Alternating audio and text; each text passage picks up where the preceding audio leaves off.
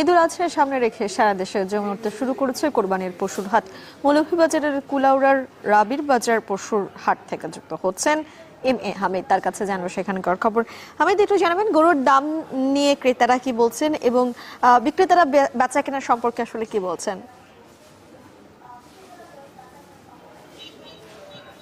মিম, আমি এই মুহূর্তে দাঁড়িয়ে আছি কুলাউড়া উপজেলার সবচেয়ে বড় পশুর হাট রবির বাজারে, এবং এছাড়াও বেশ কিছু পশুর হাট রয়েছে, বিশেষ করে ব্রাহ্মণবাজার, কমলগঞ্জের আদমপুর, এছাড়া মৌলভীবাজারের সদরে অনেকগুলা পশুর হাট রয়েছে।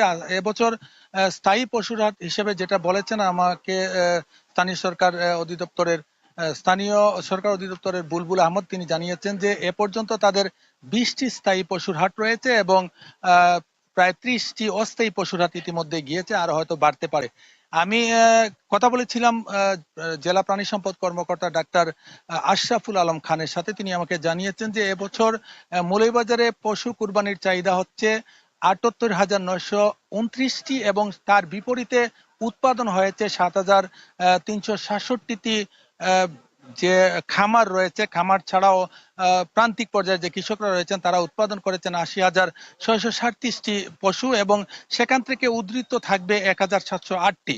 আপনি যেটা বলছিলেন যে আসলে গরুর দাম নিয়ে ক্রেতারা বা পাইকাররা কি বলছেন, আমি তাদের সাথে কথা বলেছিলাম। তারা জানিয়েছেন যে গত বছরের তুলনায় এবছর কিন্তু পশুর দাম একটু বেশি রয়েছে, গরু মহিষ বা ছাগলের দাম বেশি রয়েছে, কিন্তু বেচা বিক্রিও ভালো আছে, এবং যারা বিক্রি করছেন তারা বলছেন যে তারা বেশি দামে কিনে আনতে হচ্ছে, এজন্য বেশি দামে বিক্রি করতে হচ্ছে। আমি ক্রেতাদের সাথে কথা বলেছিলাম, তারা বলছেন যে না, এবছর যে দাম রয়েছে সেটা তাদের নাগালের মধ্যে রয়েছে। তারা বলছেন যে বিভিন্ন পশুর হাট ঘুরে দেখছেন এবং সেখানে যেগুলো তাদের ভালো লাগছে সেগুলো তারা কিনছেন। যদিও মৌলভীবাজারের সবকটি যে পশুর হাট রয়েছে সেগুলায় এখন পর্যন্ত ভালো বেচা বিক্রি শুরু না হলেও যারা ইজারাদার রয়েছেন, যে অন্যান্য যারা রয়েছেন, তারা বলেছেন যে তারা আগামী সপ্তাহ থেকে, অর্থাৎ আগামী শনিবার রবিবার থেকে তাদের পুরো দমে বিক্রি শুরু হবে এবং পুরো এক সপ্তাহ সেই বিক্রিটা চলমান থাকবে। তারা বলছেন যে তারা আশা করছেন যে তারা বলছেন যে তারা বিভিন্ন ভাবে ক্ষতিগ্রস্ত হলেও তারা আগামী সপ্তাহে সেটা পুষিয়ে নিতে পারবেন। আমি কথা বলেছিলাম রবিবাজারের ইজারাদার দীপক দের সাথে। তিনি বলেছেন যে তাদের বিভিন্ন কারণে তাদের যে ইজারার যে জায়গাটা ছিল সেটা সংকীর্ণ হয়ে গিয়েছে এবং তারা অন্যত্র পশুর হাট বসিয়েছেন। এই ছিল আমার কাছে মৌলভীবাজারের কুলাউড়া রবির বাজার থেকে সবশেষ।